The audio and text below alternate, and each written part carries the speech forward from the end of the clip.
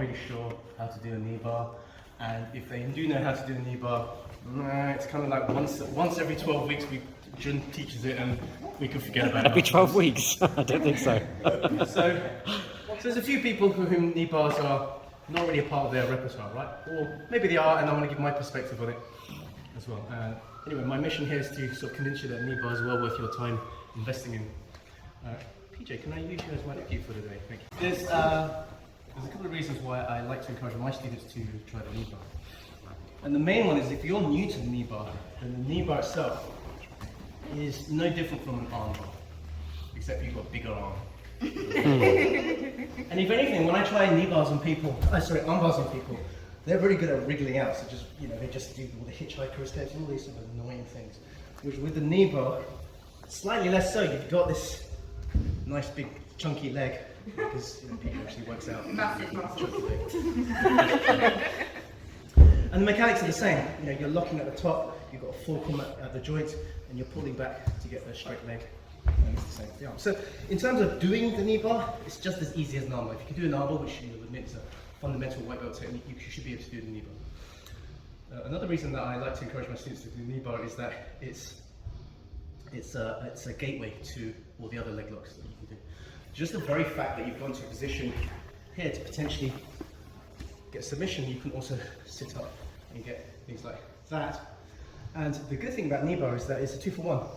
It's a 2-for-1 technique. You've got the knee bar itself, but you've also got the toe hold. So every knee bar gets a free toe hold, or every free toe hold you get a knee bar. So I like good value for money. I'm Chinese. And the other reason that I encourage you all to add knee bars to your game is that who has competed at grappling industries or is aware of grappling industries, right? They got one in London, Manchester, Liverpool. Is there one in Bristol? There might be one. There should be. Cardiff. And they're everywhere, right? And they're really popular. I think the other one had over 1,000 competitors, right? Yeah. And they're all say that from blue belt, you can do knee bars. From blue belt, how scary is that? When I was growing up, we weren't allowed to touch these things until brown belt, right? And even then I was scared of it. So only as a black belt was I exploring the leg lock game, so I'm late to the game. But as a white belt, so I don't know if we've got any white belts here, you should be investing your time to at least look at them, as well as developing fundamentals. And definitely as a blue belt, know that if you go to visit another club and they're just using knee bars like that all the time, you're kind of like losing out on a potential submission finish. So those are my excuses for why I think knee bars, and I include them when I teach my guys. Bearing in mind, IBJJ still regards it as illegal until you're brown belt and black belt. So that's something. Anyway, side control. One good thing about when I teach classes is that I learn from my students. My students are very good at doing takedowns, not from me, because I don't teach takedowns. Sandy and Wayne are judoka and wrestlers, so they teach all. So from white belt onwards, they've been doing takedowns. And they get the takedown, and they're very good at passing guard, and this is where things get stuck. Because opponents are pretty good at just climbing up, and you're not getting what you want. And they're missing out just like the easiest thing that you could do to A, get points, and B, move on from there, and that's the knee on belly. It's always there. Almost always there. If you're good enough to get some sort of side and top control, you're good enough to at least get there, hold it for 3 seconds, get 2 points. Now, as we know from knee on belly, you teach knee on belly, don't you? Yeah, what techniques do you teach from here? Arm bars? Arm bars, yeah. Do you teach no-gi knee on belly? I don't teach no-gi. That's someone else that does that. That's strange magic. You've got these baseball bat chokes, cross collar chokes, and then you can step over for these canto chokes. There's loads of chokes in the gi, and in no-gi, it's just a nice position, and inevitably they'll push something, and you've got the far side armbar from here, and you've got near side armbar from here, or you could hop over and get triangles. Lots of things available, and it's a really nice position. It kind of like, you feel like a chump underneath it, but you also have legs. So we're going to start off with this drill. You're in side control, you pop up from knee on belly, and you're going to spin around and sit here. I taught this the other week. And I said, and you end up in reverse mount. And one of my students said, you mean reverse cowgirl? So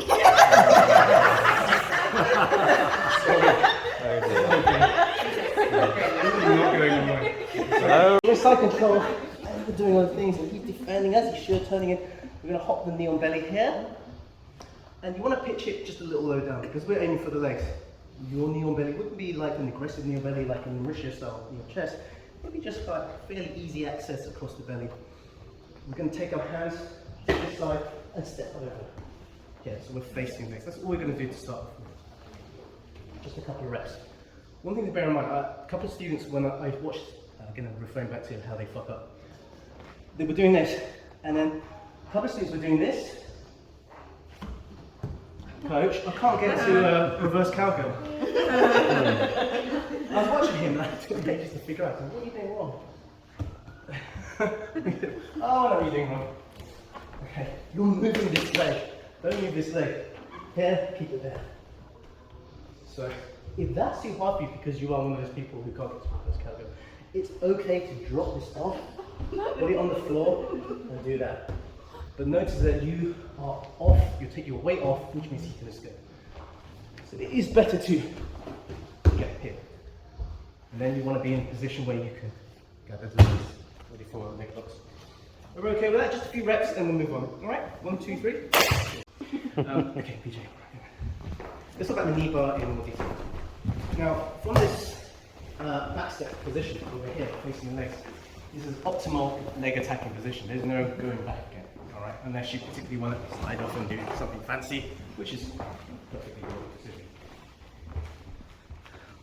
This is a nice beginner's entry into the concept of the knee bar, but I don't recommend you going for both legs at the same time. By going for both legs at the same time, we need to lock them together to keep them there, and then we have to pick on the leg. If you pick on one leg, then of course you could probably get the knee bar. Some people teach you where you cross the legs and you get the bottom leg as a knee bar. That's possible. But the problem there is the leg is already a powerful limb, okay, more powerful than the arm. So getting one leg knee bar, which is the orthodox way, is hard enough. Getting both legs together, and PJ's just going to resist not letting me get the legs. It's a hassle. So why are you using your puny arm? Sorry, I thought about you, me. When I should be fishing for one leg. On top of that, I need to split the legs and isolate them here. So then we can start going for the single leg, which I have more chance of attaining a successful finish, because it's one leg versus my whole body, as opposed to fighting two legs. So I'm going to do the same drill again. Do side control. Wait here. Step back, and then I'm going to add, pick one leg, step over, and then we've hooked one leg. Pick up behind the knee and raise up high. Okay, sorry, I'm only 9 stone. So lunch before. He's slightly strong. I'm going to use it. Right, so we sound the position, I've isolated the leg. Did you see how I did that? So I need to repeat that bit again. We split the legs. Right, it's an extra step, it's a bit of a faff, but it's a nice introduction. You have a choice. You can either go this way, where the target leg is on top, or we can go this way, where the target leg is on the bottom. And how it arrives affects the minute details of how you finish it. To be honest, the decision will be down to him, not you. So as PJ tries to escape, he'll find a way. So he's decided to turn that way, which means I have no choice. This is now the bottom leg. And when it's the bottom leg, you want to observe these principles of what they do. So I'm going to rotate that way. Now we're going into the finish, right? First things, just like an armbar, we want to make sure this bit doesn't wriggle. That's the equivalent of the shoulder. So what we recommend, kick back and lock in place here, like that. Okay, so kick back so his other leg is facing that way, and then secure it in place with a cross leg. The second is we need to secure the upper end. This is the equivalent of the wrist grip going back there. And because it's the bottom leg, there's a danger of him rotating. So for PJ to escape, he would probably rotate that way to try and get out of it and extract his knee. So to prevent that, grab the heel, put your head onto the knuckle here. I refer to this as just resting on the pillow. We have to imagine the foot is the pillow, and we're resting here. Okay. Some pillows are crustier than those. Right? Luckily, PJ's got beautiful feet, so I chose wisely. Okay. Now, another tip I learned is to use the back of your head. Right. This really accentuates that heel turn. We're cupping here, and this now the way that he tried to escape before, where he's rotating his leg that way, is unavailable to him. Okay, so from here, you've got this secured, you've got this secured, and it's a matter of we're going to extend the fulcrum forward, which is my hips. It's just like you would do an armbar, and we're here. So we're going to repeat that drill. One final thing to mention is that he of course will have the only option to escape is to roll that way. So as he rolls that way, we follow, and then we've got the top bar. Okay, I'm going to talk about it in the next segment. So be aware that is a flaw to that particular entry. He will roll that way, and we'll talk about that in a minute. But we'll talk about this one for now, which is the bottom leg knee bar. Here, here. I'm doing this a bit slowly. Kick here, lock in, pillow. Okay. Does it matter which foot's on top when you lock to your feet? No, I think the purpose is to lock, as opposed to, because you can't really reach. You can't get there, yeah. Okay. And then if you can unfurl this lock at all with your hands, it doesn't serve a purpose. Your immediate concern is this, isn't it? So, yeah, it's a good question. Right, give it a go. 1, 2, 3. Oh, best one. A couple of questions about the knee bar, the bottom knee bar, then moving to the top knee bar. Is that, where do I put the fulcrum? So clearly my fulcrum is on the upper thigh, alright? And I'm not going to get that pressure on the knee as I wanted, so it's okay to just adjust a little bit, depending on the length of your Uki's legs, right? I got one guy, he's 6'3", but he's like a beanpole, so I practice leg locks on him, but honestly his heel is up here. And he's just looking at me, and I never use him for my videos. Best example of an making me look like me. Right? Anyway, not his fault. So you have the ability to adjust, and sometimes just by shrinking down or shrinking up, whilst not losing the lock and losing this, is enough. You've got that much movement about them. I think you were talking about adjusting as well when you were in a session. Sometimes you can just micro adjust, and you can get as much as 2-3 inches of height. The other thing is that the knee bar is a 2 submission finish, right? Of course, you've got the pain ability of hyperextending the knee. You've got that, but you've also got the hamstring stretch. The hamstring stretch alone, okay, which on us more mature vintage people, that's going to hurt, right? Stretching a hamstring is going to hurt. But on where's the dude? You've got a teenager. Legs are going to go. You're feeling it. You're feeling it. Hence that meme picture from a few years ago, Robson Muir and Jeff Glover. And I think it was Robson Muir doing it on Jeff Glover. Was it Jeff Glover? Oh, yeah. And he had the knee all the way up, and Jeff Glover's going. Because it's so rubbery and bendy. So your user experience will vary. But if you lock everything in place, you're doing the best you can. Alright? Is there a little bit of heel hook there? I'm glad you mentioned that. So how can we make the knee bar more evil? How can we make the knee bar more evil? There is... This is called payback. This. Yeah. Can you also... I'm not in a great position over there, so if you want to move around. And pulling here, creating more of an outward heel hook, or an inside reverse heel hook, outside toe hold type movement here with this. And it's all hidden. It's all hidden. Right? It's a triple attack. It's a triple attack, and you've got this. So you've got the twisting action, the ligaments there, and the forward fulcrum. If you just be very nice and just, there we go. And so you're almost guaranteed to get a tap of some kind if you add a little twist on. Alright? So, I want to move on to the top of the bar because there's a slight difference on there. How should we do this? Yes. Now this becomes the top leg. You all agree? So this is the top leg knee bar. You can sort of do the same thing here, but bear in mind the rotation. There's nothing to stop him rotating this way around. So as PJ rotates onto his belly, and yeah, he gets up, and I've lost it. Okay. But all the other bits are the same. We're locking in here, we're cupping here, and then what I like to do is change it to this. We want to get the under armpit bit, the sort of shoulder blade, as high up the leg as you can, and you want to secure it in place by patting your own bottom. And this kind of secures the leg in place, and of course the finish should be obvious like this. Now, I wasn't very good at this when I first started doing this. I would kind of do this, and they would wriggle out.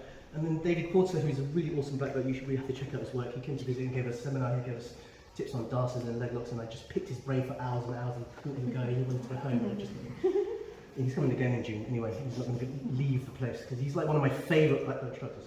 He said, "Oh, you've got to do the little old lady." I said, "What's the little old lady?" It's this. Okay, so this translates to... What little old lady does he know? you know, somebody who's very elderly and crooked back and holding their back. Exactly. I went somewhere different. Yeah. I'll try to describe it. How do you describe it when you sort of do that? And of course, with that, I won't use the leg, but with that in place, you've got the ability to do that. All right. So. I was thinking about the old ladies that like start grabbing the nurses' butts. When that happens, I work with these people.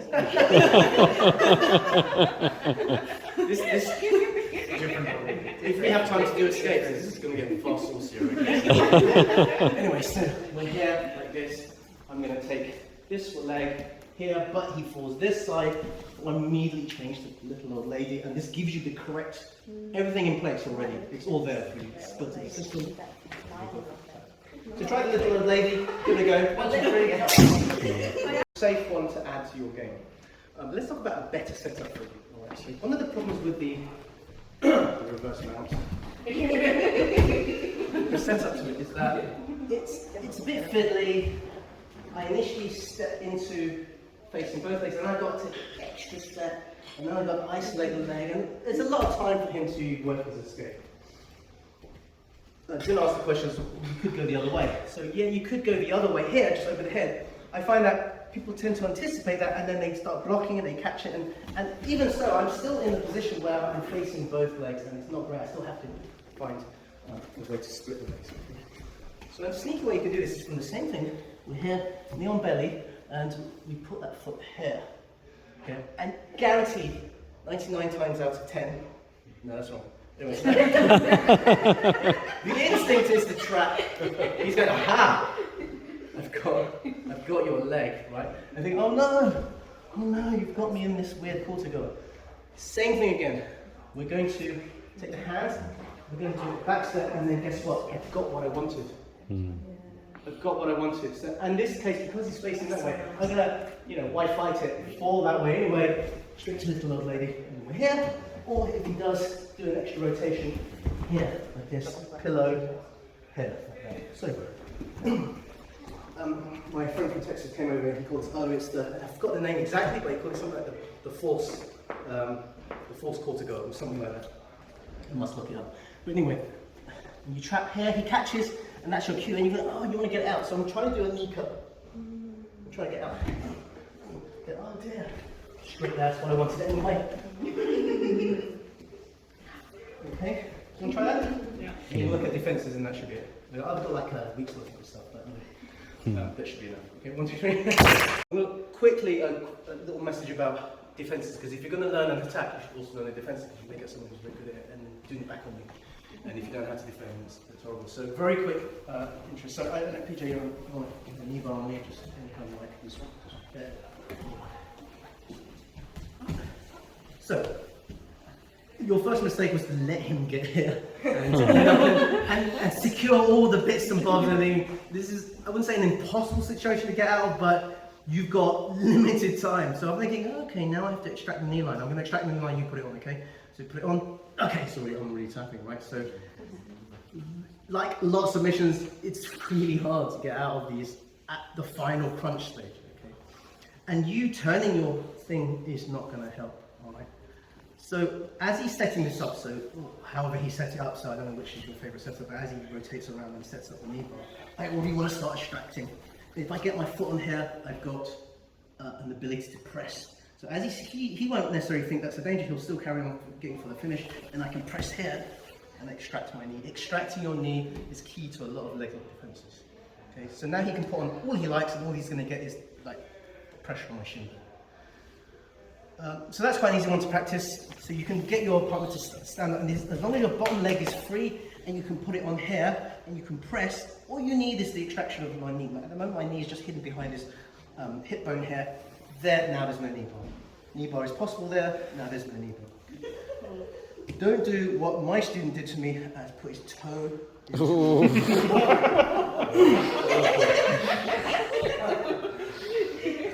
I don't need words to explain the pain of that. But it does work, just to It's confirm. not his fault.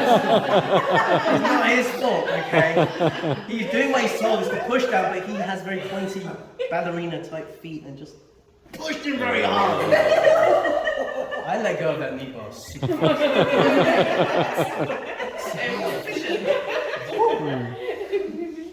Anyway, that was a while ago, so I'm healed now. Physically. Alright, okay. Look, just, you know, it happens, so push. Doesn't matter top leg, bottom leg, you can, and all you need is you don't have this dramatic, I'm scared. It's just like we're talking micro, there's no knee bar. But there is a toe hold, so watch out for counter attacks. Yeah, and I have to still start escaping. Maybe next time I come, I'll do toe hold seminar. But anyway, another thing you can do, if you're in too deep, you can't do that, or your leg, he's on your leg. If you put your leg on, yeah, you can't get this out. You have to start damage limitation. Grab the hands helps, but if he's got one hand free, he can still do the variation of the knee bar. Okay. This is especially true if this is the top leg, so you can do that. There's no lady, so grabbing their arm won't stop you from getting the knee bar. You're actually better off for splitting your legs up. So as he gets whatever grip he likes, if I can start opening up, then I've created space for my knee to wobble out. Okay? This is available to you. Depends on the orientation. So a little delay tactic. I don't know. Here. Open up the hips. Push, and you'll find a way to fight out of it. Unfortunately, later the knee bar that you try to defend, the harder it is to escape, as it is with all the submissions. So you're buying yourself time. Does that help, guys? So first one is the butthole, and the second one is the... I mean, not the butthole, the glute push. You said it. Don't pretend you didn't enjoy it, DJ. I like to end on that note. Okay, 1, 2, 3, let's go.